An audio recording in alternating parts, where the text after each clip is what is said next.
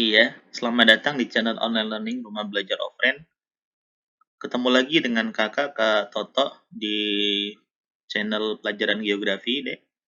Dan kali ini kakak akan mencoba memberikan kalian clue jawaban Pantar Mandiri TO UTBK 3 Geografi ya dengan kakak ya Kak Toto. Nah, tapi di sini kakak hanya ngasih clue-nya saja ya Dek ya.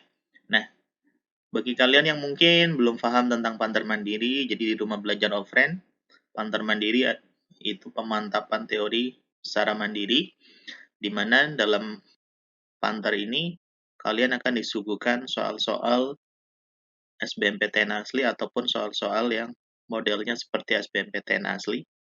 Jadi setara ya.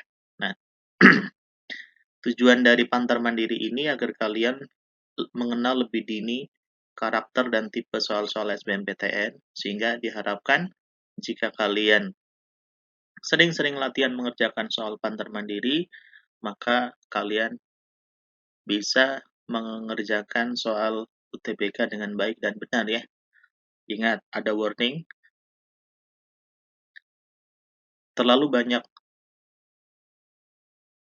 latihan soal Pantar Mandiri dikhawatirkan akan Anda lulus UTBK 2021. Baik ya, kita mulai saja dari soal yang pertama. Gempa bumi yang terjadi di Jepang mengakibatkan infrastruktur kota seperti jembatan, jalan, dan jalan tol hancur. Prinsip geografi yang tepat untuk mengkaji fenomena di atas adalah, nah, adik-adik, kalau kita lihat dari soal, itu di sini ada dua fenomena.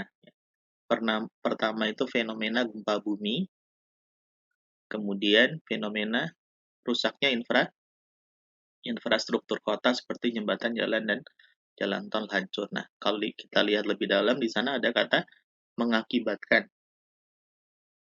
Berarti di sini ada hubungan sebab akibat antara dua variabel ya, variabel gempa bumi dan variabel kerusakan infrastruktur kota. Bisa dong jawabannya apa? Nah, sebagai pengingat, prinsip geografi itu ada 4. Ada deskripsi, memaparkan secara rinci, distribusi persebaran, interrelasi itu, kaitan antar fenomena, korologi itu, gabungan deskripsi, distribusi, dan interrelasi. Tentunya bisa jawab ya, kata kuncinya ada di kata mengakibatkan. Oke, kita lanjut ke nomor 2.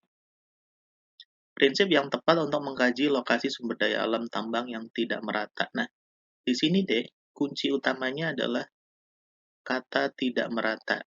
Lokasi sumber daya alam tidak merata. Nah, tadi kakak udah disampaikan di awal, di nomor 1. Kira-kira apa ya prinsipnya? Bisa dong ya? Sekali lagi, kata kuncinya adalah bahwa lokasi SDA itu tidak merata. Oke, itu clue-nya. Ke soal nomor 3. Kondisi lingkungan yang mendukung bumi sebagai habitat makhluk hidup. Habitat itu tempat tinggal makhluk hidup. Nah, pasti tahu dong deh, salah satu karakteristik makhluk hidup itu apa, dan dia butuh tempat hidup seperti apa. Nah, ya, yang jelas, carilah kondisi bumi yang kira-kira memungkinkan makhluk hidup itu bisa hidup secara aman, nyaman, damai, ya, cukup kebutuhan, dan lain-lain. Pasti bisa lah ya. Oke, kita ke nomor 4. Fenomena alam yang mengakibatkan wilayah Indonesia memiliki 3 daerah waktu. Nah, ini kata kuncinya adalah di kata waktu ya, Dek. Nah, jadi ini kira-kira apa ya yang berkaitan dengan waktu? Kalian bisa cari apa dampak dari rotasi bumi, kalian bisa juga cari dampak revolusi bumi, kalian bisa pahami juga ya manfaat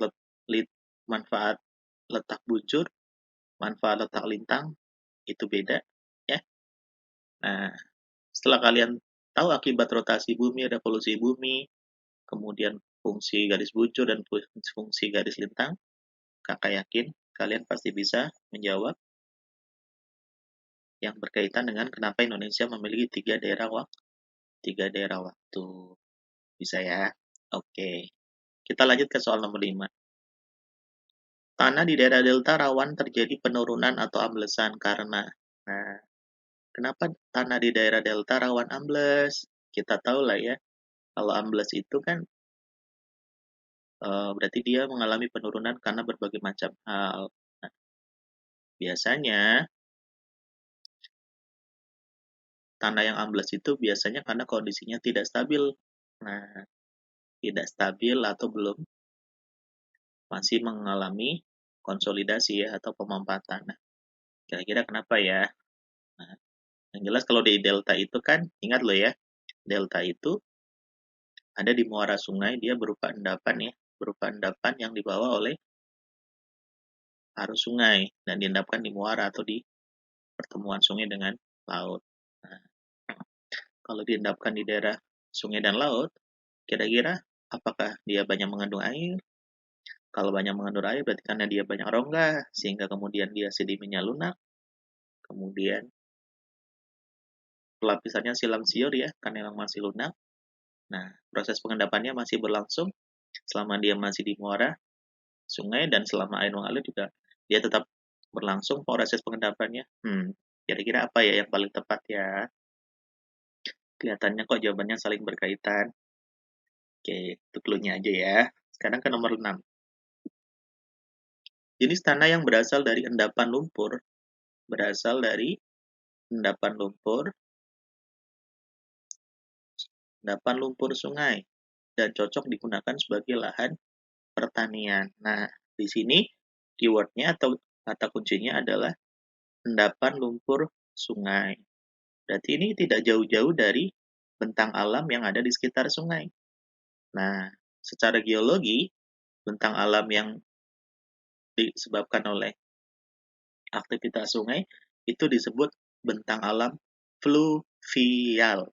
Sekali lagi, bentang alam yang berkaitan dengan aktivitas sungai itu disebut dengan bentang alam fluvial. Nah, salah satu hasil dari atau salah satu contoh dari bentang alam fluvial adalah salah satu jenis tanah. Nah, kira-kira apa ya bentang alam fluvial? Jenis tanah apa ya yang ada di tanah di daerah fluvial? Ya, ada clue yang dekat sekali di situ ya. Salah satu jenis tanah di daerah bentang alam fluvial yang dari endapan lumpur sungai ya. Pasti nanti lah ya, bentang alam fluvial. Ya, bisa lah. Kita lanjut ke nomor 7. Dataran aluvial banyak terdapat di daerah dataran rendah. Nah, dataran aluvial banyak terdapat di daerah dataran rendah. Kita tahu bahwa dataran aluvial itu tadi salah satu dari hasil atau contoh bentang alam fluvial yang ada di daerah dataran rendah. Kenapa kira-kira? Ya, pahami saja bahwa dataran aluvial itu berasal dari material-material hasil erosi di hulu yang dibawa oleh arus sungai ke hilir atau ke dataran rendah, sehingga nanti material-material ini akan mengalami apa ya? Material hasil erosi yang di hulu di daerah gunung akan dibawa oleh arus sungai ke muara atau ke dataran rendah. Nanti di dataran rendah material yang dibawa arus sungai tadi akan mengalami apa ya? Kira-kira. Nah, kurang lebih begitu ya clue-nya ya. Oke, sekarang sudah clue soal nomor 8. Revolusi hijau adalah perubahan besar di bidang pertanian yang bertujuan meningkatkan produktivitas hasil pertanian. Kata kuncinya di sini loh, Dek. Bertujuan meningkatkan produktivitas hasil pertanian. Nah, kalian pasti bisa dong. Kira-kira nih, untuk meningkatkan produktivitas hasil pertanian, apa aja ya? Nah, kalian pasti bisa pahami ya, karena yang ditanya adalah kecuali. Berarti yang tidak termasuk upaya meningkatkan produktivitas hasil pertanian. Kamu harus pahami dulu nih, intensifikasi apa, ekstensifikasi apa, mekanisasi apa, diversifikasi apa, reboisasi apa. Nah, ingat, clue-nya adalah upaya untuk meningkatkan hasil pertanian. Kecuali. Nah, bisa dong ya. Kita lanjut ke nomor 9. Pada pukul 13.15 WITA, suhu udara di Pantai Kuta Bali 31 derajat Celcius pada waktu yang sama, suhu di lereng Gunung Agung pada ketinggian 2.600 mdpl. Kalau kita lihat deh, Kuta Bali itu adalah pantai, tentu lebih panas dibanding dengan di lereng Gunung Agung. Oh, berarti ini konsepnya adalah tentang penurunan suhu ya, ketika kenaikan tepat. Nah, ada rumusnya, kenaikan suhu itu, rumusnya adalah, kalau kita ditanya suhu di lereng gunung, maaf ya, penurunan suhu, karena di lapisan troposfer kan semakin naik, semakin dingin. Nah, kalau di Kuta Bali 31 derajat, ketika naik ke ketinggian 2.600, di ketinggian ini suhunya berapa? Nah, ini kakak kasih aja nih rumusnya nih ya, nanti kamu hitung sendiri nih ya. T0 dikurangi H per 100 nanti dikali 0,6 derajat Celcius. Nah, dengarkan baik-baik nih ya. T1 itu suhu di tempat yang dicari. T0 itu suhu di tempat yang diketahui. H itu ketinggian tempat dibagi dengan 100 dikali 0,6 derajat Celcius.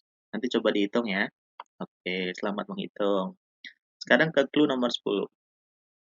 Indonesia merupakan salah satu negara beriklim tropis, sehingga memperoleh pancaran sinar matahari sepanjang tahun. Hal tersebut berpengaruh pada tingkat penguapan dan jumlah curah hujan. Nah, berdasarkan ilustrasi di atas, hujan yang terjadi di Indonesia merupakan hujan. Nah, di sini kata kuncinya adalah saat Indonesia beriklim tropis, mendapat pancaran sinar matahari yang cukup tinggi. Nah, ketika mendapat banyak sinar matahari, terlebih lagi Indonesia juga negara kepulauan, banyak laut, banyak sungai, kemudian banyak mendapatkan pancaran sinar matahari, maka akan terjadi penguapan. Nah, kira-kira nih, berdasarkan ilustrasi ini artinya curah hujan apa yang jenis hujan apa yang disebabkan oleh banyaknya penguapan. Ingat loh ya, ketika air menguap itu arahnya ke atas. Nah, kira-kira nih, hujan yang disebabkan karena penguapan yang naik ke atas, namanya hujan apa ya? Oke, bisa dong ya. Itu clue-nya. Kemudian soal yang 11, sistem proyeksi peta yang menempatkan pusat sumber proyeksi di pusat bola bumi adalah, nah, di sini pusat sumber proyeksinya adalah di pusat bola bumi. Coba ya, kata kuncinya adalah di pusat bola bumi.